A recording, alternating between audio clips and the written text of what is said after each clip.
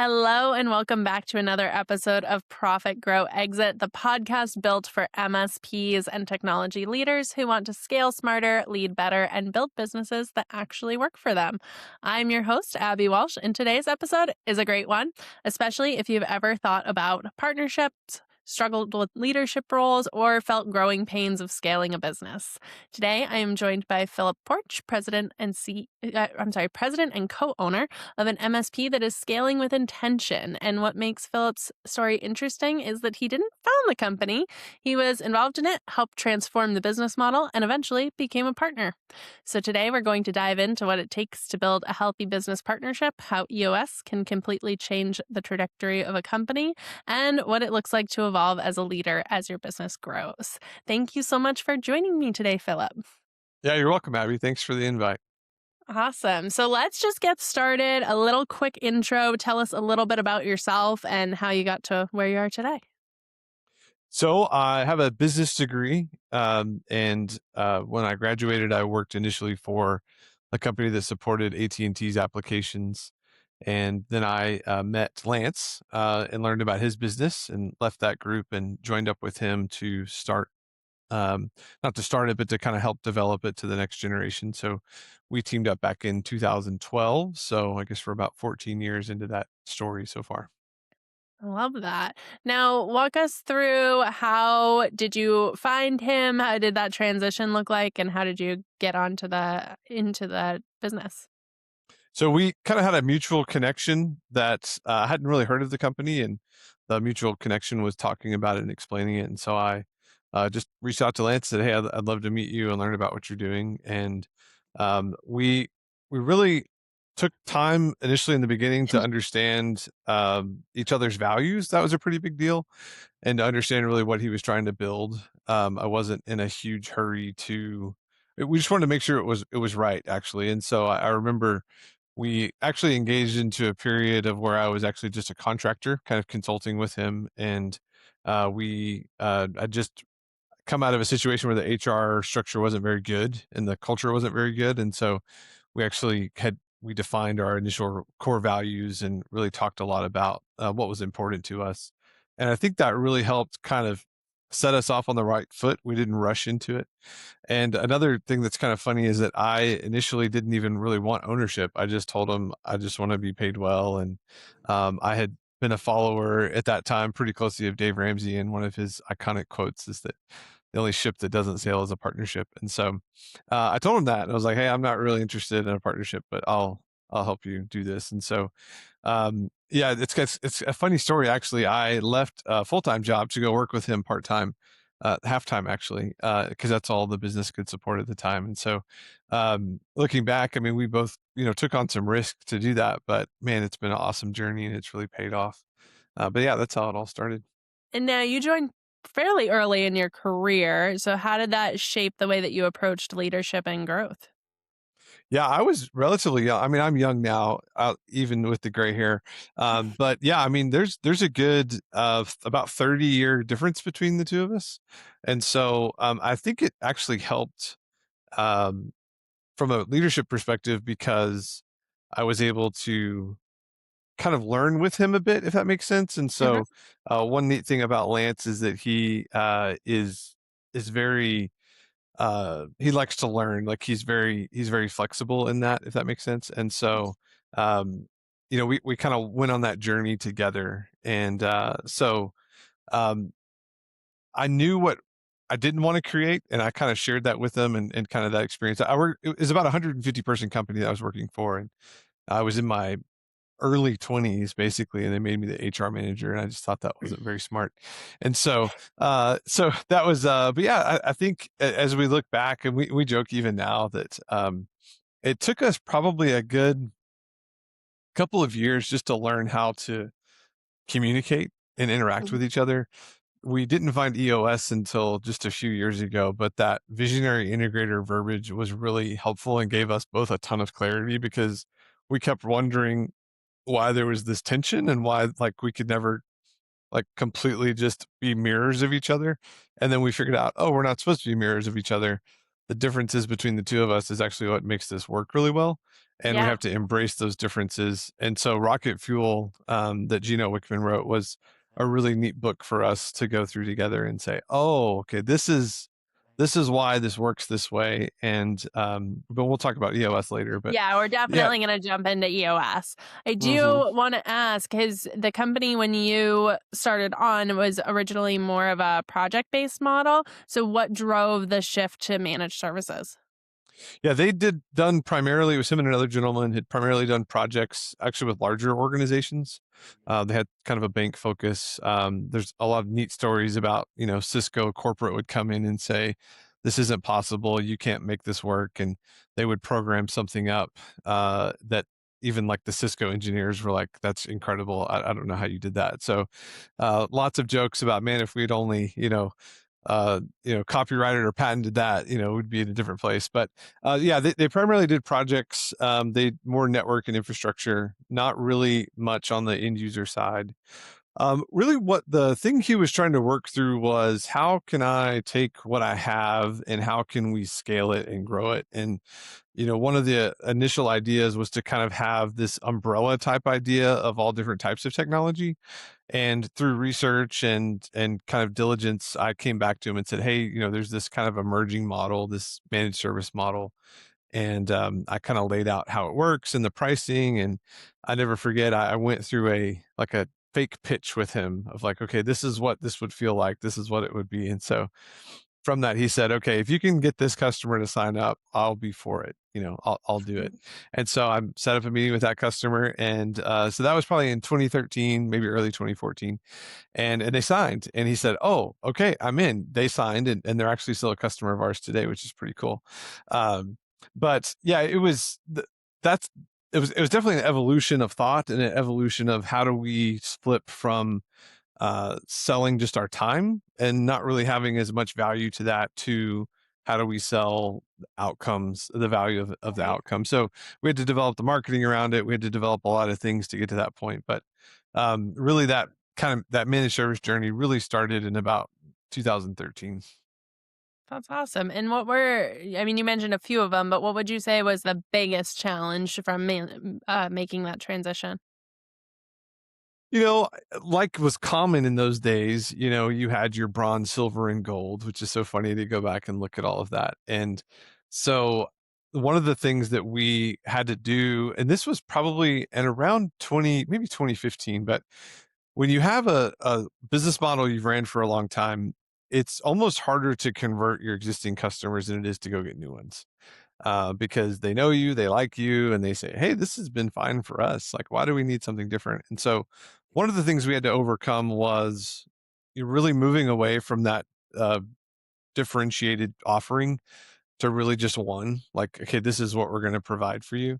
And then just having the confidence to go back in to them and say, hey, this is what we need to do for you, or we don't need to partner with you because our vision's not in alignment. And I think that like that takes courage. You have to really believe in your product. And being in sales specifically, like 90% of it's belief. If you believe it, you can do it, but if you don't believe it, then it's a lot harder. So that was one thing we had to overcome to get to that point. And then I think once we did that, though, it gave us really a lot of clarity because and there's some great books around this. Mike Michalowicz wrote a book called The Pumpkin Plan. Yes. Did you We've got guys write the yeah, we the did the MSP Pumpkin MSP Plan? Yeah, version right yeah, there. I've read that. Yeah, I read that Yeah. over a weekend when it came out, actually. Um, but there's some neat things that exist to help you identify that 80% of your noise really comes from about 20% of your customers. And when you really look at it, it's like it's not your good customers. And so Yep. that was one of the major shifts we had to make was we had to simplify what we're going to do. We have to have belief to go in and make that change. Yeah, no, that's fantastic, and it's true. When you read the Pumpkin Plan, whether you read Mike's version or Sean's version, for MSP, as it truly brings around that. You have to put your time and energy into the giant pumpkins. If you keep them all, you're just going to have a huge pumpkin patch with nothing phenomenal. Mm-hmm. So, Mm-hmm. circling back to kind of the partnership dynamic, you had mentioned the quote from Dave Ramsey, and there is a lot of, I would say, hesitation around partnerships in business. So, two questions. One, what gave you that push? Because you said at first you were hesitating on joining as a partner. So, what pushed you over the edge to join as a partner? And then, what has made your partnership work? Yeah, that's a great question. Well, what happened was we started to grow the business and we started to have success. The team got bigger. And I think it was really probably Lance's idea. One thing I've learned about myself over the years is that I have really strong opinions, right? I'm very opinionated, but they're loosely held. So what that means is that for a long time, I will hold on to something and say, only apples, never anything else, and then one day I'll say, well, maybe oranges are okay too. But basically, as we grew and developed and our trust grew and our partnership developed, we both kind of realized, hey, it would be nice if you had ownership and there could be some benefits of how we distribute profit. And I think he wanted to have more buy-in and I wanted to have more buy-in at the same time. Like we both wanted to kind of formalize what we were doing. And so we developed a plan where over a set number of years that ownership would happen. And finally, where we ended up and where we are now is, he owns 51%, I own 49. And I think there's wisdom in that because I would say, a lot of the time we make decisions like we're just even partners. And he's really awesome in that he's very confident in what he's doing. He's very humble about it. He's not an arrogant guy. And so, um, technically with that extra 2%, if there's ever a situation where we're not sure, he could make that call, right? But a lot of the times we've just made that collaboratively and we've waited to find that alignment and that agreement together.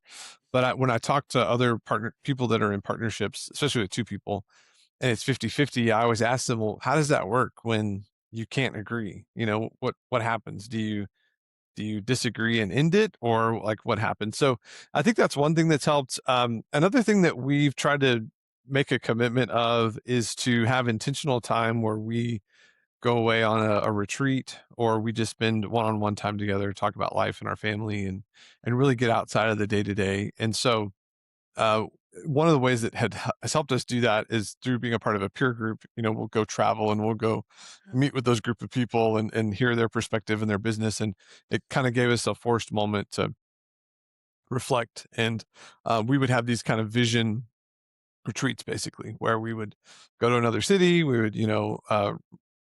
rent a place that we could meet and we would just whiteboard out and we would just dream and grow together. And so I think that has helped us a lot to stay on that same page. And again, I think a lot of it goes back to our values. Like our values have not changed. We both have very similar faith values, very similar family values. And so as it's grown, it's gotten more complex, like we've stayed true in that. And as we've grown and as things have shifted and EOS has helped with this, we've had to find new ways to continue to invest in that relationship. Because for instance, and we'll talk about this later, in the shift from me stepping out of the integrator role with him as the visionary, we had to find these ways to continue to keep up that communication. Mhm. And I think a partnership is just like any other relationship where if you don't put deposits into that relationship bank account, then it's going to bounce, Yeah. and, tension happens and communication decisions happen. But if you don't keep that full, then I think that's where a lot of partnerships break down. And I think a lot of the times it actually goes back to trust and they begin to not trust each other. They don't trust intentions and then they put the other one in a box and it just becomes this inevitable, this is going to fall apart and break. And so we've tried really hard not to let that happen. It's certainly a lot of work, like a marriage or a relationship or any other relationship. I love the bank account analogy. I've heard that before. That's always been one of my favorite analogies for relationships, both in and out of business. Mhm. Have there been moments where alignment was difficult for you and Lance? Sure. There's been moments. And I think what you have to do though is understand why like the Stephen Covey is really good about, the 7 habits of highly effective people. Mhm. As you can tell, I really like books. And so like You one like a of lot of the those books is, that I like, so yeah, it's good. It's good. Is it like you really have to seek first to understand the other person before you can be understood. And so Mhm. I think as in those situations, he and I would try very hard to take a moment and say, okay, let me make sure I understand what you're saying because I hear it this way. Is that really what you're talking about? And I can think of one specific moment. where we were trying to figure out our structure. Like for a long time, we struggled with how do we structure this business? Does everybody report to Philip? Does everybody report to Lance? What's going to make the most sense? And we tried it both ways, and neither one of them worked that great. Like there was no magic formula. And so I can remember in one of those conversations trying to change it and make it different. And so my initial idea was had an outcome in my mind, but the way I explained it initially didn't make sense, right? And so the more we Mhm. worked through it, and the more we talked about it, we found a way a way to try that, right? And again, that wasn't the permanent solution. It worked for a little bit, but we made changes down the road that really gave us the momentum that we needed. But no, I think you just have to work through those, and you have to be willing to say, even in the last couple of months, you have to be willing to say, "Hey, I'm sorry. Like I messed up. I wasn't considerate of your feelings, or I gave you a comment or feedback in a group of people that I should have just said one-on-one." So, you have to be Yeah. willing to It takes a be lot of vulnerable. self-awareness. It That's does. yeah. And that's something that I hate to rag on a lot of business owners, but a lot of business owners struggle with that self-awareness piece sometimes. I know when we do our trimetrics assessments that do, Mhm. your DISC, your driving forces, and your emotional intelligence, your EQ, a a lot of times that one is low. So I think with a partnership, that's really great that you guys are able to work on that and have that self-awareness. Mhm. So let's talk about EOS. We keep saying later, and now it's later. Later, later, later. So, EOS, what prompted that decision for you guys? Well, I again, so when we started the business, well, when I joined Lance, let's put it that way. So he founded it in 1999, Mhm, and 2012 is when we teamed up, and so from 2012, the managed service part just really started to grow. And we really met a need in our local market. We had some great customers. We were able to retain them, and we were able to be strategic with them in a way that was pretty unique. And so as we grew, it was really neat that we were growing, but as the business grew, it got more complex, and it became harder for either one of us to manage really well. And like I said, we'd never figured out this ideal structure, because in a technical business, you need to have different inputs of leadership. You can't have a non-technical person, or a weaker technical person trying to lead a bunch of technicians and implement all these technical things where mhm. that person doesn't have authority and accountability, if that makes sense. Yep. So again, I was I know how it all came up. So we were doing a business planning session through our peer group with a gentleman, and one of the questions they asked was, "What operating system do you run on as a business?" And I said, "Well, what do you mean operating system? Obviously, we all know what a Windows or Mac is, right? But what do you mean?" He says, "Well, do you use EOS or Scaling Up?" And I said, "Well, I'm not really familiar with either one of those. I think I read Scaling Up a long time ago. So let me go research that." And so researched it, and EOS seemed like it was a better fit. And so over the course of a couple of weeks, I read Traction, and it really actually Get a Grip is like a fable about it, and Yep. ironically, it's about a technology company. I was like, "Oh, Yes, this is yes. interesting." So I read that, then I read Traction, and then I brought it to him. I said, "Hey, I've got this idea." Our team was about probably 16 people at that point, and I said, we both know like our structure is not exactly right. We both know that we need to do something different to keep growing, and I think like this could be a way to do it. And I think these are some of the outcomes that we could accomplish. And so I did some research and found an implementer in a nearby market, and I remember we had everybody come up to our office on Good Friday and did like the little test. They call it the 90-minute meeting, right? Where they kind of Mhm. walk through and explain things. And we decided to hop on with her and go through that 2-year process. It's been great. Like it's given us a lot of clarity, and it's allowed us to have accountability and really embrace the role of the visionary and the integrator, where before we had trouble putting words to that. Now, you mentioned earlier that you've transitioned away from the integrator role, I think you said, Hmm. and so Hmm. tell us a little bit about that and why you've gone into the role that you are now. Yeah. So one of the things I feel like as an effective leader is that you identify where you need to go focus more. and you identify future choke points as the business grows.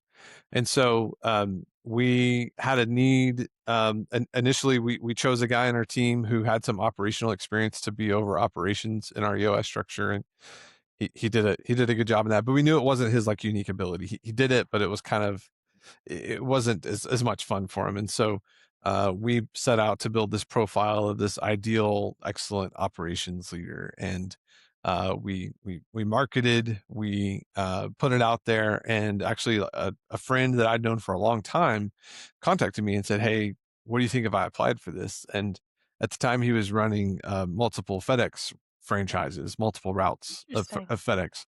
So I was like, "Hey, that's funny. Like, I know what you do. Like, why would you want to come work for us?" And he says, "Well, I'm kind of interested in getting out of this, and I want to learn more about your company." So I said, "Great, let's meet." And so I just kind of mentioned to him, "Hey, like, you ever heard of EOS? Have you ever heard of the book Traction?" He says, "No, but I'll learn it." And so I said, "Okay."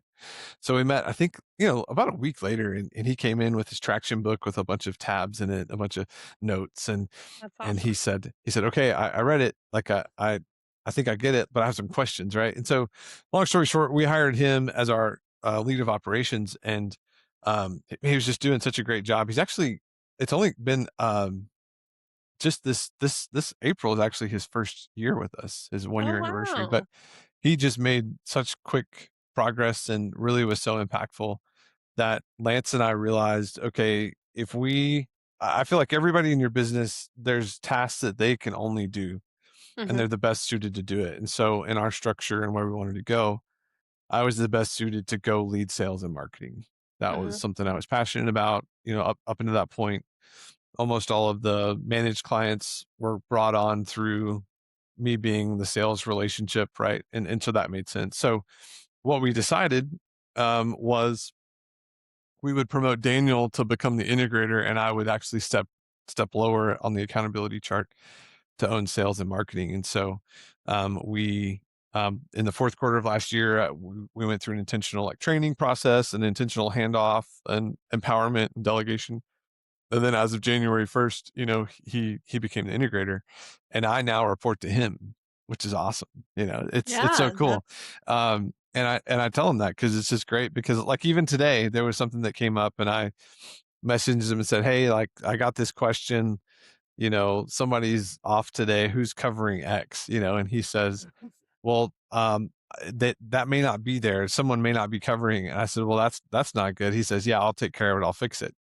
Whereas before, as the integrator, I would feel that weight to go figure it out or to go fix it right. or whatever. I just get to tell him like, "Hey, you might want to uncover this rock because, you know, that's there." So I'm still on the leadership team and still a part of all of that. But Yeah. yeah, that was a decision that we made. And I think that's a direct correlation to some recent success that we've had and initiatives we've been able to do, where, and that's another reason too, we intentionally selected a new market to go into to grow, and I needed to be gone more to do that. And so I Mhm. knew I couldn't do both well. And so now this allows me to just focus on, one of those things. That's awesome. Now, for MSP owners who are listening, do you have any advice on how they might know when it's time to step out of a role? Well, I would say that if you see that you are the bottleneck or people are having Mhm. to rely on you for some outcome, you really need to be honest with yourself and say, can I delegate this? Can I develop someone to do this? Even though they're not going to do it as well as you could, like they may do it 80% as well, 70% as well.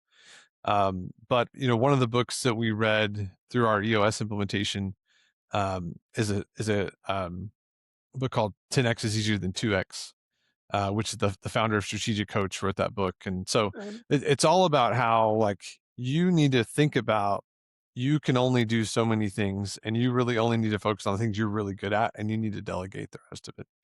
And Yeah. so I think when they see that everyone's coming to them, and if they can't take a vacation, if they can't trust their people, they've got to find ways to really empower them, because um, one, I think it's really critical for growth, which I think almost all businesses want to grow.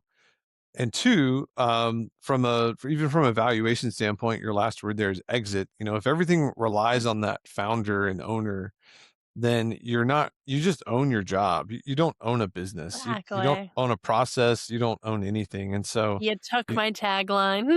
yeah, you need to Yeah, be able to walk away from it for a couple of that's one weeks. of the things that we talk to people about, especially the folks who are looking to maybe exit sooner, but, 5 to 10 years, you need to Hmm. start now to get your business to the point where you can actually retire off of it, or whether that means selling it or handing it off and letting others run it.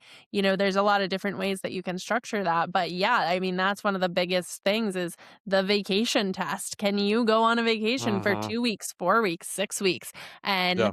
things stay status quo? Well, no. Well, the real test is that you leave that long, and it's better than you left it.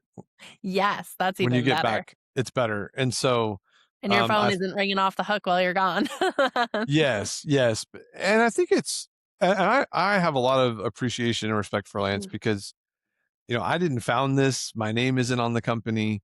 And so it's easier for me to walk away on vacation Yeah. or to go do. But he's been really intentional to try to find ways to delegate and to put in place processes and put in place structure where sometimes as that visionary, that's not as natural. They want to be fluid. They don't want to have hard rules that they have to follow. But I think he's seen the fruits of some elements of that, not to the extreme that I'm detailed in that, but I think he's done a great job to where we can leave at the same time, or like even today, most of our leadership team is out doing different things in different markets, and so but it's all working, it's all running, and so I think that's a good thing.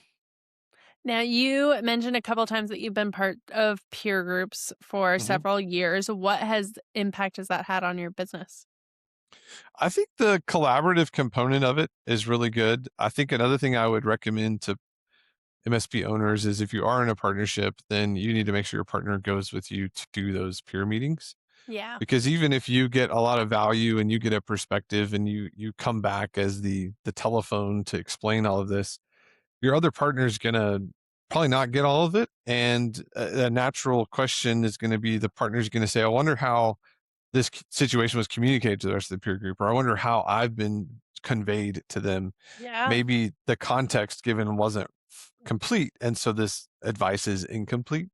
And so I would recommend that one, you both go together and experience that. And two, I think it's just given us a lot of perspective to try to grow and be better, to better ourselves. And in a healthy peer group, there's going to be people that are ahead of you in different parts of the business, and there's going to be people that are still learning. And so I like to have someone to chase, and I like to have someone to, hey, I want to go and be like, Matt's our pod captain, Mentor, for yeah. instance, and he runs a great business. And so let's be more like Matt, right? And then at the same time, we want to help the people miss and avoid the dumb things that we did, and if we can tell them, hey, don't try that, it's not going to work. Let me give you my experience. So we'll go meet up with our peer group actually next week. And so, but it just gives you it gives you a place to go and, to share maybe that 5% that you can't share with anybody else, that nobody Absolutely. else is going to understand. But at the same time, you have a lot of industry relevance and you have a lot of similarities where you can help coach or challenge each other to build something better than you might not have built before. Yeah, we always encourage our clients who are partners to have both partners there, but hearing it from somebody who has firsthand experienced it is certainly powerful and important. Now, for somebody considering a peer group, what advice would you give them? Well, I think you need to look at multiple peer groups and you need to understand what are the outcomes that that program is supposed to create for you. So they all have different focuses. Some are more sales focused, some are more operational focused, some are more even a technical focus. And so you need to really understand, okay, if I put in X time and effort, these are the types of outcomes that I should expect to get from it. And everybody has different needs and they all work differently. I think the second thing would be you have to really make a commitment to invest in the process. Hmm. And we've seen this with a few of the companies that have come into our peer group. either they don't have time to invest into it, or like they don't really want input.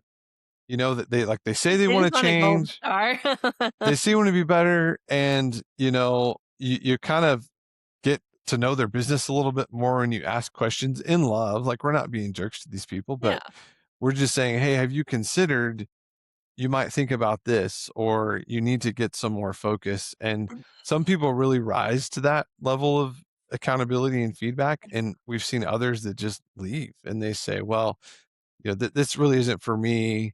I think I've got my own thing going pretty well. And it's like, well, like, if that's true, why did you start? Like, Absolutely. are you just trying to avoid a little bit of pain? Every quarter we have what's called a hot seat, and that's where we call it a company appendectomy, where we're Yep. just looking at all the details and the structure and the financials, and we just get to ask questions, and we get to help give perspective and understanding. And so I think I would just encourage, if they're going to join it, to really commit the time and to make the investment, and also to just be ready to be vulnerable and maybe consider something that's different. And I think the most effective conversations in those peer groups come from when people have walked that same path and they have Yeah. direct experience to talk about. There's a group that we're a sponsor of called the Entrepreneurs Organization, and they have a really neat format for these forum or pod meetings, for these groups. And one of their focuses is this principle where you can only speak into a situation if you yourself have gone through it. Hmm. You speak from your own perspective. You say, well, I can tell you what I did and what I found, and it removes the open brevity to say, well, this is what you need to do. What I found is a really good format for these small groups is where the other participants give advice and perspective from something they've gone through, specifically, right? That Mhm. they say, I've had that challenge and this is what I did. I think a danger in peer groups can be when you just outright say, well, this is what you need to do, or this is how this needs to happen. Because at times, honestly, and we've even done this ourselves, you're going to give someone a prescription that you're not willing to take yourself. Yeah. You have that same problem in your business and you're not willing to go and deal with it, but you're going to go tell this other owner, this is what you need to go and Gotta do. eat your own dog food. That's You do, you do. And my so favorite phrase.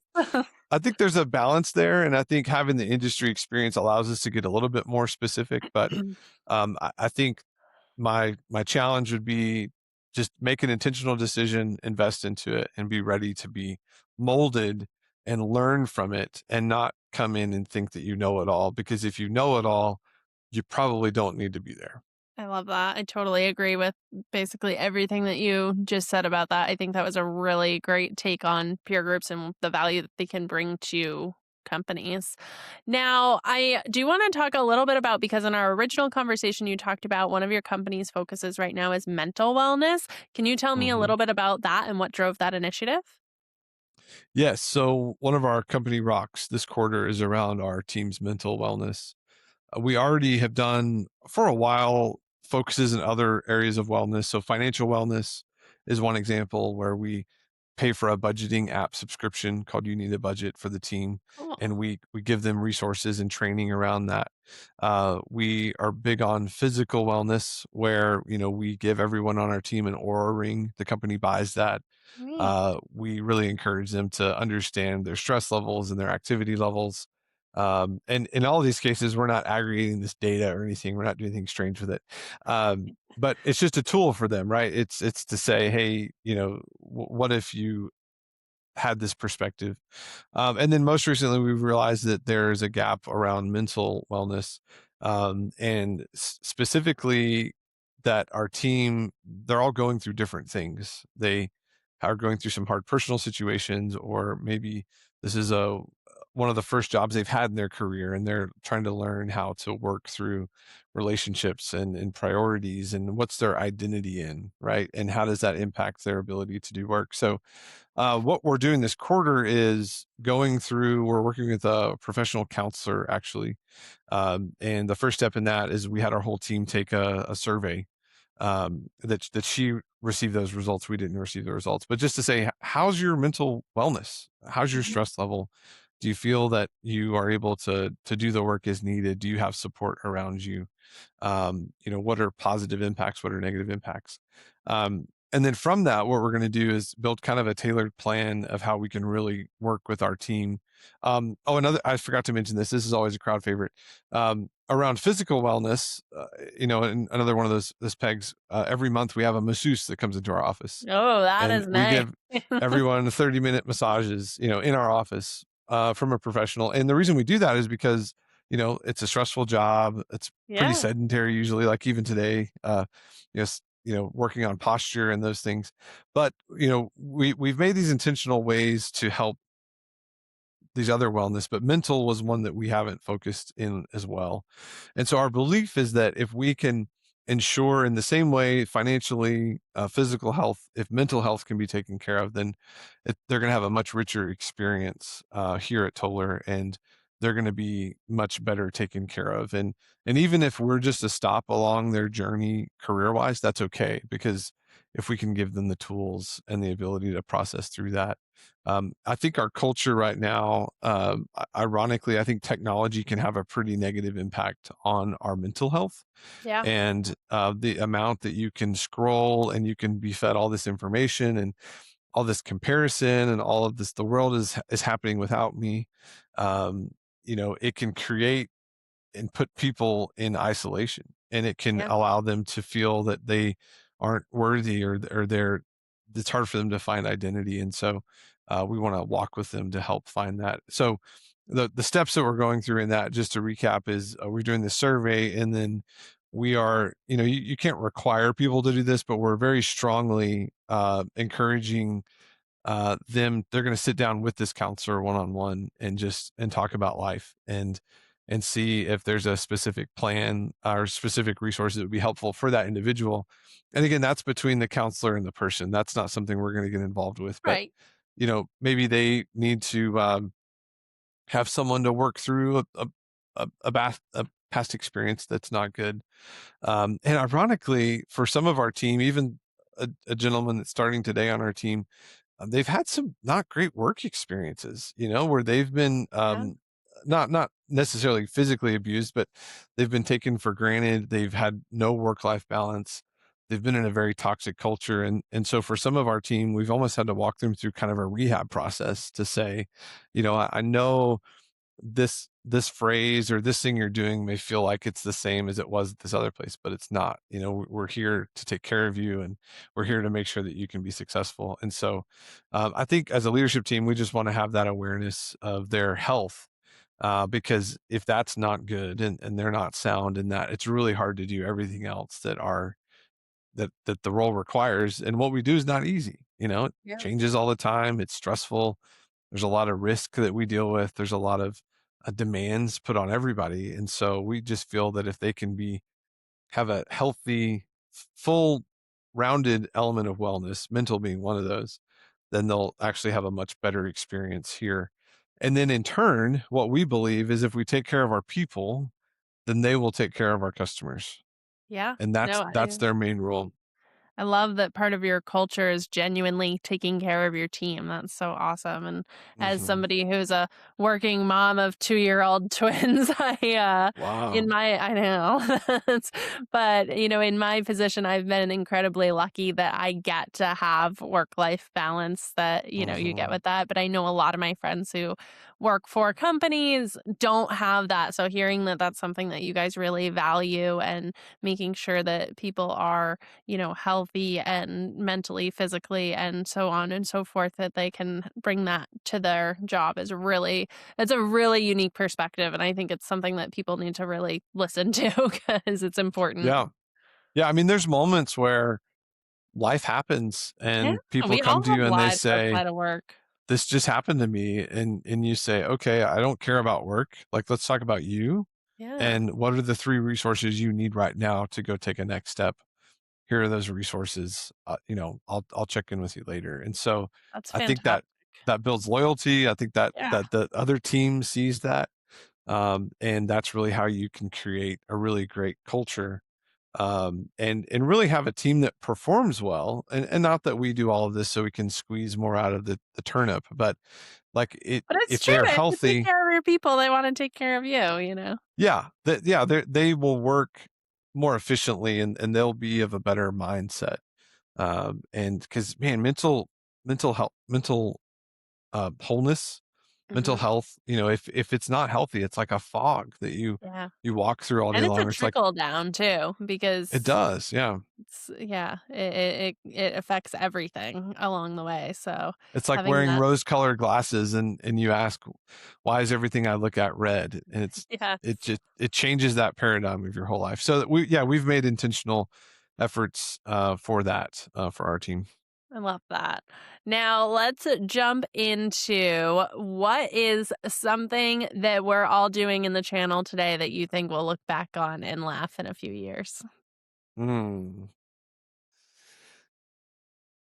I've been trying to think about this one as we talked about it. I know it's an interesting topic to see what everybody's For coming up with. us, I think that we will laugh at how our support process worked Okay, tell me before. more. Well, I think I'm reading this really interesting book about he was the president of Tesla for a while and worked really closely with Elon Musk. It's called The Algorithm, and in this book, it talks about how to really create innovation and to change things, you have to question everything, Mhm. and you have to question, why is that a norm, is that a requirement, and then really work to change and evolve the process and to really try to speed up the cycle times of that process. So not only how quickly did we respond to that ticket, but how quickly was that actually resolved for them, from when they raised their hand and said, I have a problem, to when it's resolved.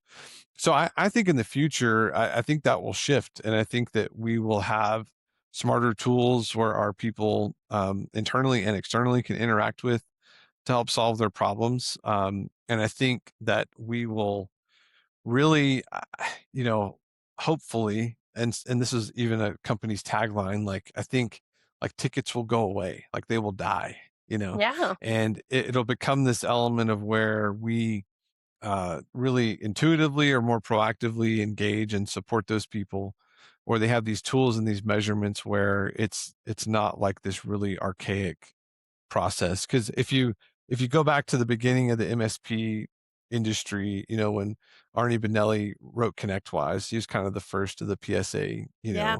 tools, right? And I don't remember what year that was in. That was what, maybe Uh, mid 90s. See, it must have been because our MSP started in 95 and I think they were using ConnectWise by 99. So yeah, Yeah. let's say the 90s, just for ease of sake, right?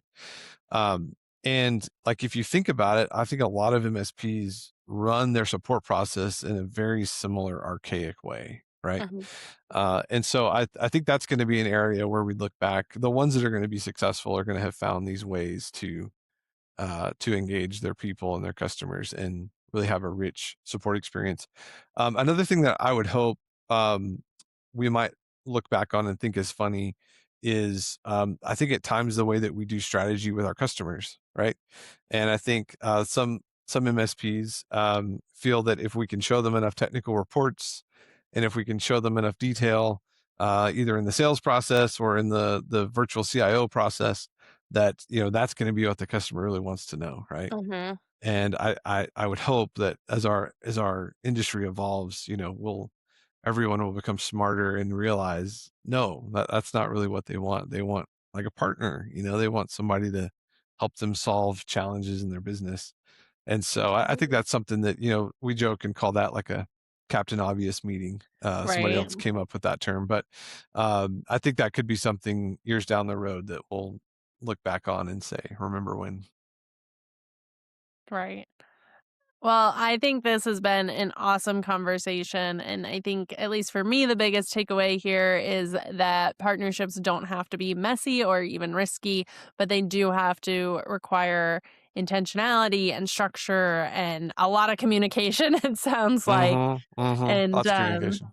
Right? And I love that you guys are building a culture that really supports your people. I think that there's a lot that MSP owners can learn from your journey. And if they're listening and thinking, I don't want to figure this out all on my own, that's exactly what we at Encore are here to help with. So thanks again for tuning in to Profit Grow Exit. And if you get some value from this episode, make sure you share it with someone in the channel. We'll see you next time. Thank you. Thank you so much.